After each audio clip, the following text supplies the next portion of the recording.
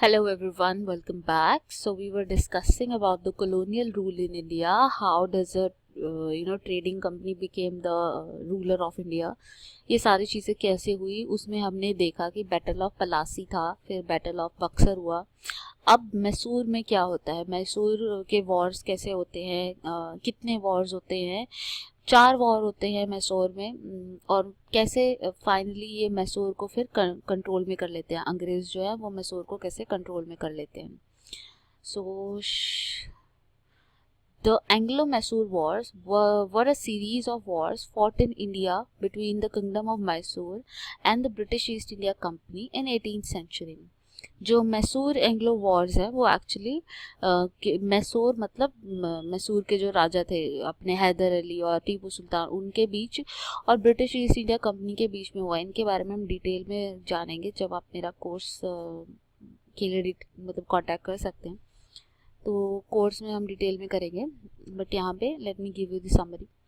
Because Mysore was another state which challenge the authority of Britishers. अब लड़ाई क्यों हुई? क्योंकि मैसूर एक ऐसा स्टेट था जो कि ब्रिटिशर्स की अथॉरिटी को चैलेंज कर रहा था. In 1761 Hyder Ali became the ruler of the Mysore state. 1761 में हैदर अली रूलर बन जाते हैं मैसूर के. The first Anglo Mysore war saw Hyder Ali gain success against British. However he suffered defeat against the Marathas. जो एंग्लो मैसूर वॉर होता है उसमें कौन जीत जाता है? हैदर अली जीत जाते हैं. हैदर अली उस वॉर में पहले वॉर में जीत जाते. He allied with the French and the Nizam of Hyderabad and gave him a crushing defeat to the British forces. अब इस टाइम पे ये क्योंकि अंग्रेज जो थे, अंग्रेज़ों का फ्रांस के साथ बहुत लड़ाई चलती थी, उनका 36 का आंकड़ा था एक दूसरे के साथ. तो इसलिए जो ये क्या थे, नवाब थे बंगाल के, बंगाल बोल रही हूँ, हैदराबाद के हैदर अली और टीपू सुल्तान, इन्होंने क्या सोचा? इन्होंने सोचा कि हम फ्रेंच आर्मीज़ को बुला लेते हैं, फ्रेंच के साथ कॉन्स्पायर करते हैं और फिर अंग्रेज़ों को हरा सकते हैं. तो फ्रेंच और निज़ाम ऑफ हैदराबाद के साथ मिलके इन्होंने ब्रिटिशर को हरा दिया. He attacked Madras and forced the English to sign a treaty in March 1769. अब यहाँ पे इन्होंने अंग्रेज़ों को हरा भी दिया और एक ट्रीटी भी साइन कर ली. इसके रिस्पॉन्स में the British had alienated both the Nizam of Hyderabad and Hyder Ali by their act.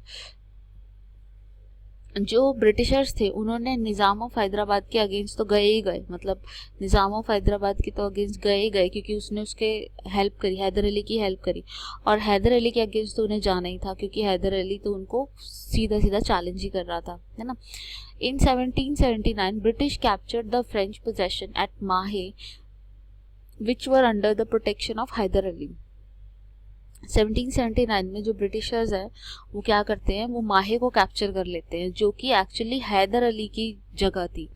Haider Ali की जगह थी तो ब्रिटिशर्स ने उसके ऊपर कब्जा कर लिया. अब ऑब्वियस है कि इस बात के लिए लड़ाई होगी. This made Hyder Ali extremely angry and impatient. He decided to take the revenge on English. अब इस बात से हैदर अली काफ़ी परेशान हो गए, उसे काफ़ी गुस्सा आया कि उसने मेरी जगह पे कैसे कब्जा कर लिया, और इस वजह से उन्होंने वॉर स्टार्ट कर दिया. अब सेकेंड एंग्लो मैसूर वॉर कैसे होता है? The Second Anglo-Mysore War witnessed bloodier battle, with the fortune fluctuating between the contesting power. Hyder Ali made an alliance with Nizam and the Marathas. अब हैदर अली अलायंस बनाता है निज़ाम के साथ और मराठा के साथ मिलके. They agree to fight against the English. The started the second Anglo Mysore war. और इसी तरह से second Anglo Mysore war start हो जाता है. हैदर अली मर जाते हैं, इस मतलब कैंसर की वजह से होती है उनकी डेथ, बट इस ड्यूरेशन में वो मर जाते हैं. और उनके जो सन हैं टीपू सुल्तान, वो ब्रिटिशर्स के साथ फाइटिंग कंटिन्यू करते हैं. Treaty of Bangalore. The war came to an end in 1784 with the Treaty of Bangalore. Both sides decided to agree restore the other land, जो कि मतलब वॉर से पहले जो लैंड था उनके पास एज इट इज़ वैसा ही उन्होंने एक दूसरे को रिस्टोर करने का वादा किया कि ठीक है आपका जैसे था आप रखो और जैसा हमारा था हम रखेंगे, अब लड़ाई बंद करते हैं क्योंकि ये टाई हो गया, ये इन दोनों के बीच में टाई हो गया. ट्रीटी ऑफ मैंगलोर इनकी हो गई.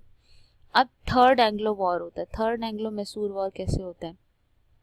Tipu Sultan, the ruler of Mysore and an ally of France, invaded the nearby state of Travancore, which was a British ally. अब इस टाइम पे टीपू सुल्तान जो होते हैं वो त्रावणकोर को छेड़ देते हैं. त्रावणकोर जो होता है वो ब्रिटिशर्स का हेल्पर होता है, तो अब ब्रिटिशर्स उसकी हेल्प करने के लिए आ जाते हैं Travancore state की. तो Cornwallis, the then Governor General, was convinced of the necessity of subduing Tipu and described the war against him as true necessity.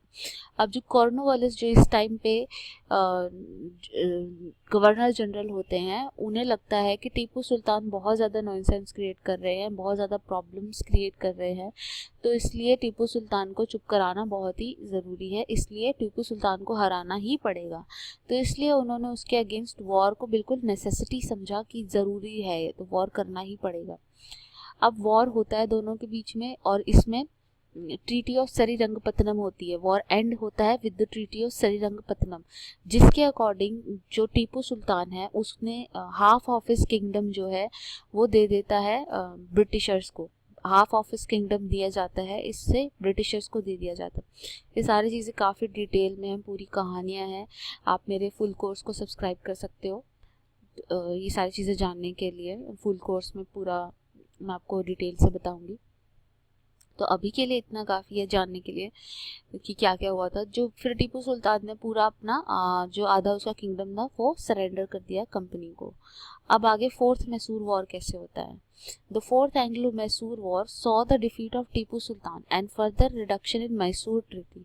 जो फोर्थ मैसूर वॉर है उसमें टीपू सुल्तान की फिर से डिफीट हो जाती है. Lord Wellesley came to India as governor general in 1798. Wellesley declared war against Tipu in 1799 and it is known as fourth Mysore war. इसको फोर्थ एंग्लो मैसूर वॉर बोलते हैं. इसमें जो ब्रिटिश है उन्होंने श्रीरंगपत्तनम को कैप्चर कर लिया और श्रीरंगपत्तनम को बचाते बचाते जो टीपू सुल्तान है वो मर जाते हैं, उनकी डेथ हो जाती है. एंड जो उसके बच्चे होते हैं वो सरेंडर कर देते हैं अपने आप को, जैसे कि ये फ़ोटो दिखाई जा रही है, इसमें पकड़ के लेके जा रहे हैं, हॉस्टेजेस बना के उनको लेके जा रहे हैं. So fourth Mysore war destroyed the state of Mysore. इस तरह से स्टेट ऑफ मैसूर बिल्कुल ख़त्म हो जाता है. तो आज हमने देखा कि इन Mysore war actually Anglo Mysore war क्या थे, कितने मैसूर वॉर हुए, कितनी ट्रीटीज़ हुई, क्या क्या उनके बीच में हुआ, राइट. ये सारी चीज़ें ज़्यादा डिटेल में आपको जानना है तो आप मेरा कोर्स सब्सक्राइब कर सकते हैं. Thank you very much.